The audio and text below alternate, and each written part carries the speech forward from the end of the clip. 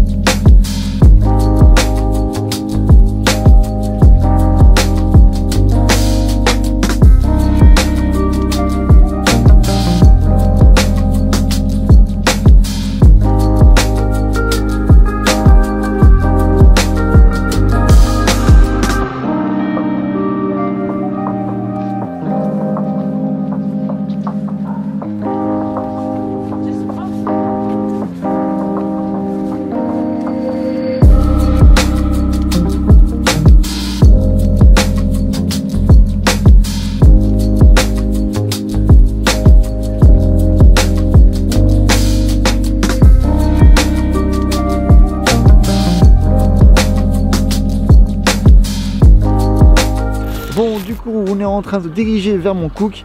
Et là, je me suis un petit peu arrêté sur la route parce que franchement, la route est juste incroyable. Je fais que de filmer sur le passage. Le paysage est juste incroyable. On a longé le lac Pukaki pour voilà, se diriger maintenant entre les montagnes.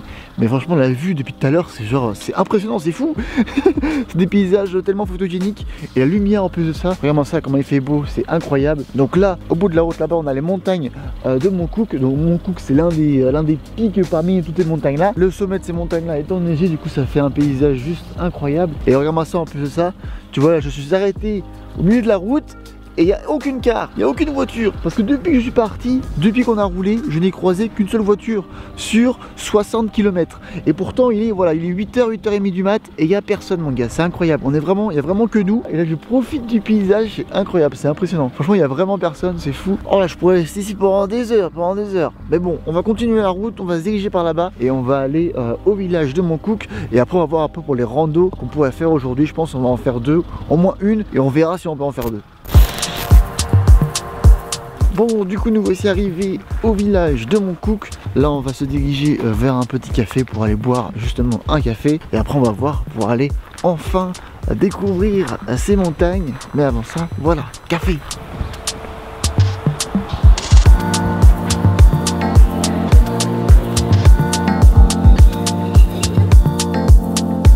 Bon, finalement on vient de prendre notre petit café. Nous avons pris dans ce bâtiment là qui s'appelle l'Ermitage, qui est un monument, enfin qui est un bâtiment emblématique ici à Mont Cook, car c'est l'endroit où le gars qui a découvert Mont Cook a séjourné et a passé ses explorations. Voilà, c'est temps de repos pour ces explorations. Du coup ils ont transformé le bâtiment en hôtel et en café. Donc nous avons pris notre café là-bas et là maintenant on va faire une toute petite marche. On va faire Glonso qui du coup va nous emmener juste, je pense, au petit point de vue là-haut. La marche dure 30 minutes aller-retour. Donc voilà, on démarre tranquille avec un petit point de vue sur le village de Mont Cook.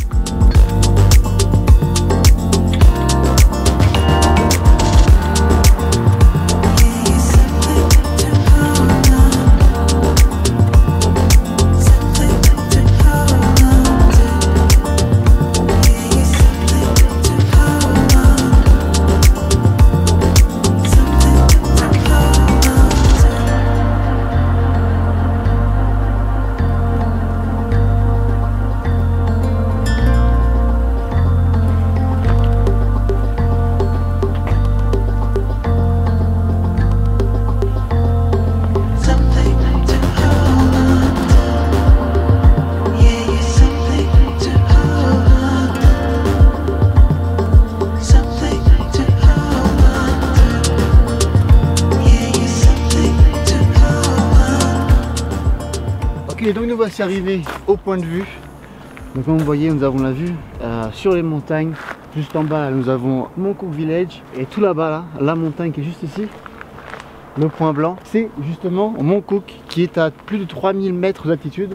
Donc vraiment on part pratiquement du niveau de zéro. Et là on a vraiment la montée du Moncook jusqu'à 3000 mètres. C'est super impressionnant. Et normalement après on va marcher jusqu'au bout là-bas là pour aller voir un peu plus près cette jolie montagne. Donc voilà, c'était la petite rando à Donsoe, donc quelque chose marche, voilà, qui dure vraiment 15 minutes pour arriver au point d'en haut et après 15 minutes pour redescendre. Sur ce, on part pour la prochaine rando.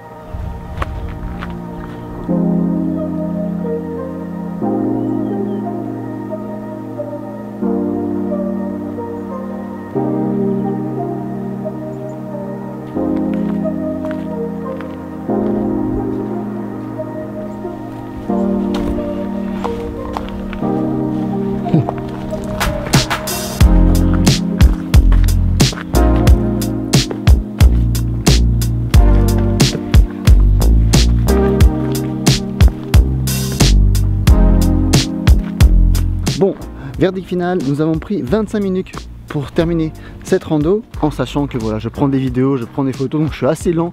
En général, je suis assez lent comme voyageur. Je prends toujours 10 ans pendant les parcours, à prendre des photos, à prendre des vidéos. Ceux qui traînent avec moi le savent. Même si vous prenez des photos et des vidéos, voilà, 30 minutes, ça suffit largement pour faire cette petite marche. Maintenant, on va se diriger vers notre deuxième marche. Et pour ça, on va prendre la voiture et on va conduire 20 minutes.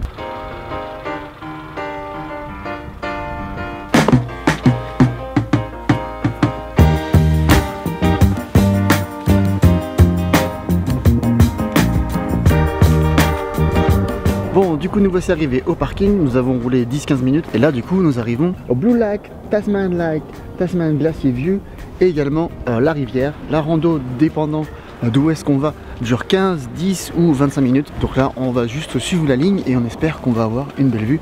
Mais vraiment on est juste à côté, les randos hyper faciles, c'est genre 80 mètres d'altitude, c'est tout, donc c'est plutôt cool. Et pour venir ici la route était vraiment plate, du coup le glacier est vraiment accessible pour tout le monde. On est parti, j'espère que les images que je vais vous montrer vont vous plaire et voilà, let's go.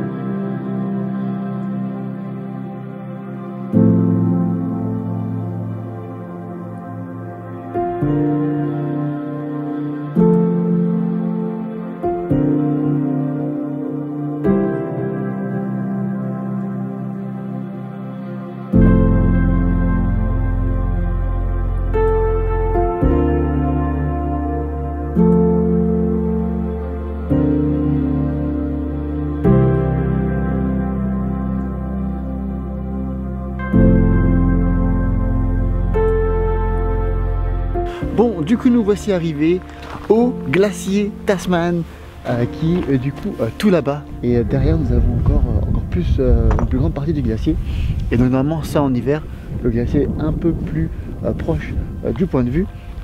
Et il y a également de la glace, voilà, un petit peu de glace sur ce lac incroyable. Et ici, voilà, nous avons du coup l'arrivée du lac qui va se transformer très légèrement en une petite rivière. Mais franchement la vue est juste folle. Ensuite en termes de montagne nous avons du coup Mont Cook qui est ici dans les nuages, qui est un peu couvert dans les nuages. On peut voir un petit peu en vidéo, c'est un peu dur à montrer, mais pour nous ici on peut l'apercevoir, elle est très légèrement entre les nuages. Pour arriver ici, il nous a vraiment fallu franchement 15 minutes en prenant des vidéos et en prenant des photos, parce que voilà, derrière nous avons également le Blue Lac, oui, et également deux autres petits lacs qu'on ira voir juste après. Mais voilà, pour l'instant du coup on est juste ici et on profite de la vue. On a pris quelques photos qui j'espère vont être belles à retoucher, et là voilà, on chill, on profite vraiment de la vue, parce que franchement c'est vraiment un coupe le souffle. Et en plus de ça, regardez-moi ça, la météo, on a vraiment un ciel bleu avec 2-3 nuages, bon c'est parfait. Donc je vais continuer à prendre des photos, j'espère que les images voilà, vous ont plu, j'espère que l'immersion voilà, vous plaît un petit peu. Si c'est le cas, n'hésitez pas à laisser un j'aime et un commentaire, abonnez-vous à la chaîne si ce n'est pas encore fait. Et maintenant, on continue avec le reste de la vidéo.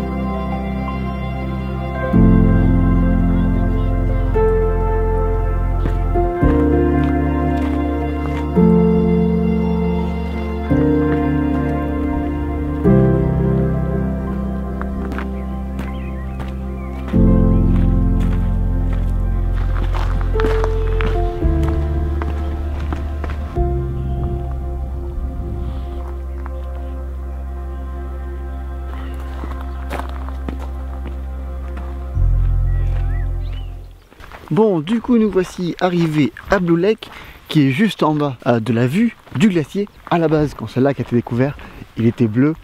Normalement, il y a plus de 100 ans, le glacier montait jusque là-haut, et du coup quand le glacier fondait, l'eau tombait dans ce bassin. Et du coup l'eau était hyper claire, mais maintenant avec le réchauffement planétaire, le glacier est beaucoup plus loin, donc l'eau qui arrive du bassin, c'est de l'eau qui est filtrée par la terre, et maintenant le lac n'est plus bleu, mais voilà, maintenant il est vert. Donc voilà, c'est la petite histoire par rapport à ce lac.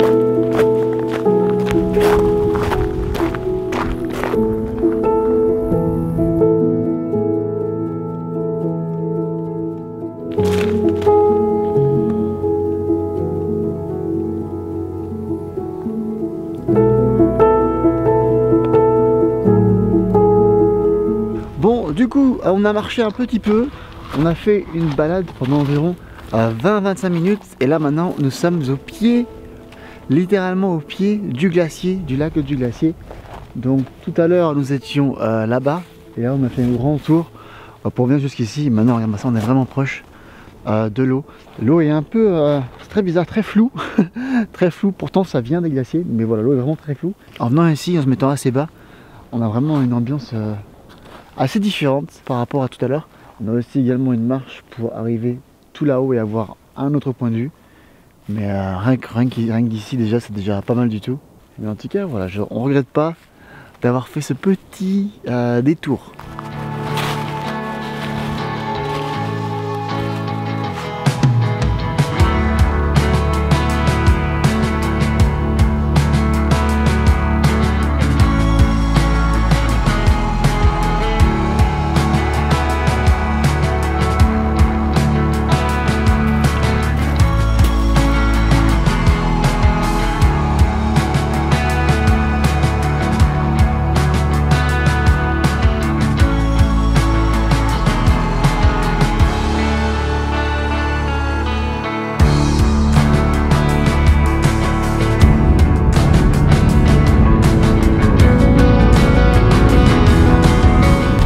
Voici à la fin du lac Tasman.